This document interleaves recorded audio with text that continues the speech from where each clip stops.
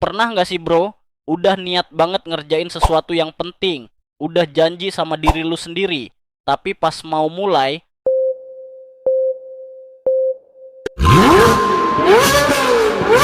badan lu kayak kerasa mager, otak lu langsung blank seketika, dan tiba-tiba kasur terasa lebih menarik dari apapun di seluruh muka bumi ini. Tidurlah, tidurlah. Ibaratnya kayak ada tombol males tingkat dewa yang otomatis kepencet gitu aja bro. Atau lu bangun pagi, udah ada niat produktif. Begitu lihat laptop atau buku, kayak ada tembok Cina di depan lu. Terus lu malah scroll TikTok nyampe jam 4 sore. Dan dalam hati dan pikiran lu, spontan kompak bilang, besok aja deh.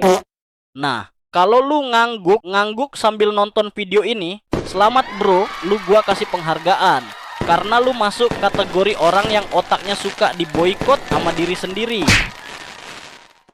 Oh no. Gak usah panik bro.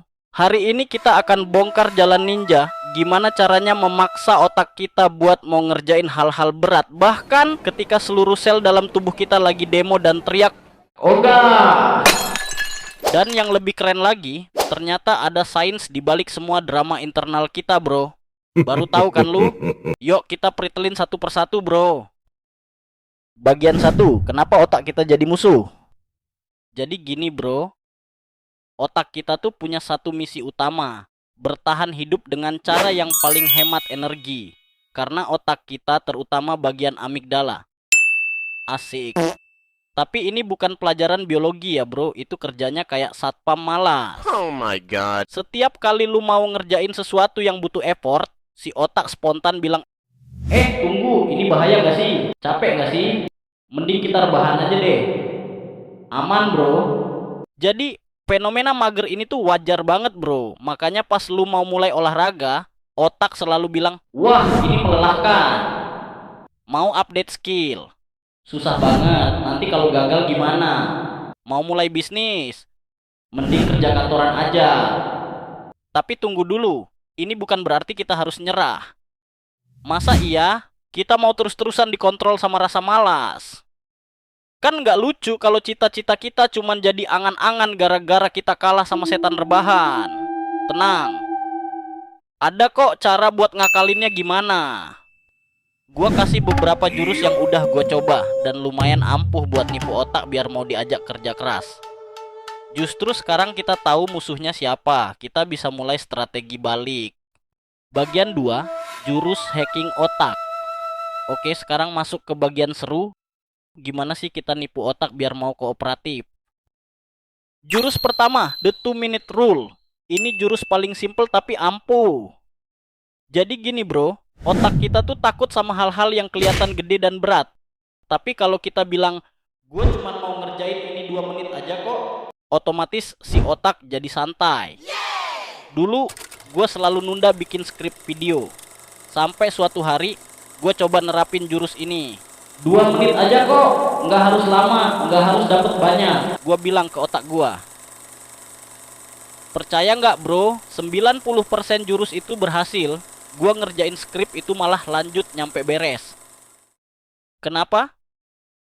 Otak kita benci sama task yang belum kelar. Jadi start dulu biar kecanduan nyelesain. Lu mau olahraga, jangan mikir lari 30 menit, cukup pakai sepatu, udah gas aja. Lu mau belajar, jangan ngebayangin hafalan 15 halaman, cukup buka bukunya dan baca satu paragraf. Lu mau bersih-bersih, cukup angkat satu barang aja. Seringnya, rasa malas itu muncul karena kita ngebayangin tugasnya udah kayak gunung Everest tingginya. Padahal mulai aja dulu dari langkah kecil. 2 menit itu nggak kerasa kok. Beneran asli bro, nggak bohong gua. Cobain aja kalau nggak percaya. Jurus kedua, pakai reward sandwich. Otak kita ini kayak bocil, suka banget sama hadiah. Jadi, coba deh bikin sistem reward buat diri lu sendiri. Setiap kali lu nyelesain satu hal atau udah fokus selama waktu tertentu, kasih diri lu hadiah kecil. Gak perlu yang mahal-mahal kok. Misalnya, selesai meeting lu boleh minum kopi favorit lu. Selesai workout, lu boleh scroll medsos 10 menit. Selesai kerja, lu boleh nonton 1 episode drakor. Dengan begitu, otak kita jadi lebih termotivasi buat kerja keras demi mendapatkan kesenangan itu. Anggap aja itu kayak upah lemburan buat otak lu. Bagian 3, strategi anti sabotase diri. Nah, sekarang kita masuk ke level advance. Soalnya otak kita tuh kreatif banget bikin alasan buat nggak ngerjain sesuatu. Jurus pertama, environment design. Ini prinsipnya simple. Bikin lingkungan yang maksa lu produktif. Misalnya, lu mau rajin baca buku, taruh buku di tempat yang paling kelihatan, HP taruh jauh-jauh.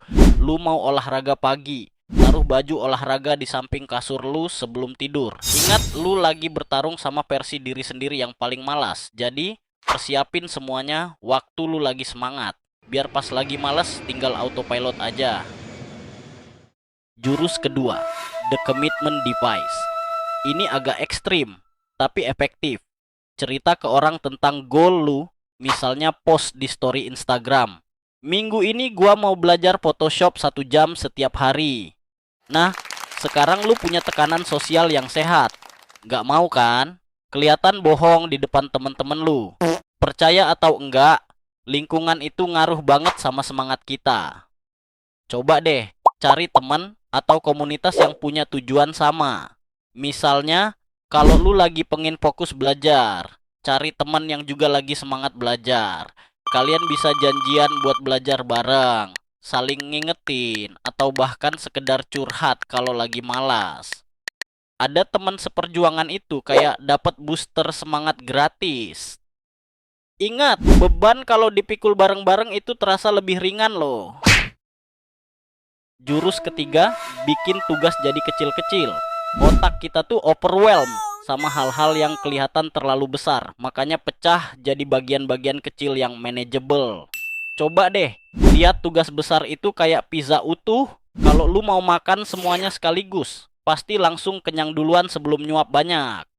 Nah, sama kayak tugas yang dipecah jadi bagian-bagian yang lebih kecil dan lebih menggoda buat dikerjain.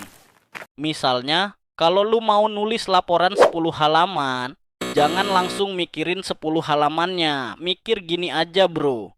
Oke, hari ini gua kerjain bagian introduction dulu deh. 1 halaman aja. Pas udah selesai 1 bagian, otak kita tuh kayak dapat reward kecil.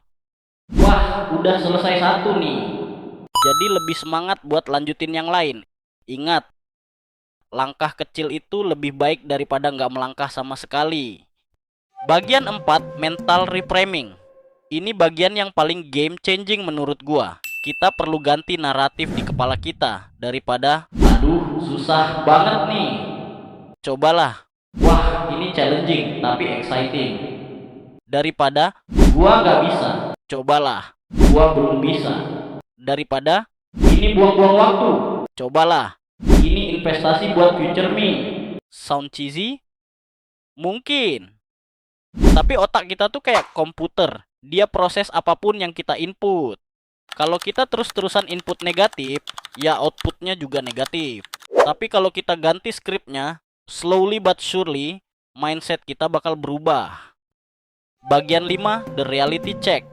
Tapi gini bro, jujur aja ya, nggak semua hari bakal perfect. Ada hari-hari dimana semua trik ini rasanya nggak mempan dan that's totally normal. Yang penting itu konsistensi, bukan perfection. Kalau hari ini gagal, besok mulai lagi. Kalau minggu ini berantakan, minggu depan reset. Progres itu nggak selalu linear. Kadang naik turun kayak roller coaster. Yang bikin beda antara orang yang berhasil sama yang nggak berhasil adalah mereka yang berhasil itu comeback terus, nggak pernah nyerah setelah gagal sekali atau 2 kali. Jadi ingat ya, otak kita emang secara natural cenderung ngindarin hal-hal yang susah. Tapi itu bukan berarti kita harus jadi budak dari kecenderungan itu. Setiap kali lu berhasil memaksa diri ngerjain hal berat, lu sebenarnya lagi membangun otot mental yang namanya disiplin. Dan kayak otot fisik, makin sering dilatih makin kuat. Kuncinya gerak dulu, mood nyusul. Kebanyakan orang nunggu mood bagus dulu, baru mulai, padahal kenyataannya mood itu datang setelah lu mulai gerak. Lu gak harus jadi manusia super bro, lu cuma perlu jadi manusia yang mau mulai, meskipun cuma 2 menit. Coba deh, minggu ini pakai 2 menit rule buat hal yang selama ini lu tunda-tunda. Ceritain hasilnya di kolom komentar atau tag temen lu yang butuh dorongan kecil buat mulai. Kadang satu video bisa jadi titik balik dan lu gak tahu siapa yang lu bantu hari ini. Sampai jumpa di next video, dan jangan lupa subscribe kalau video ini helpful. Tetap semangat dan jangan kasih kendor sama rasa males lu bro.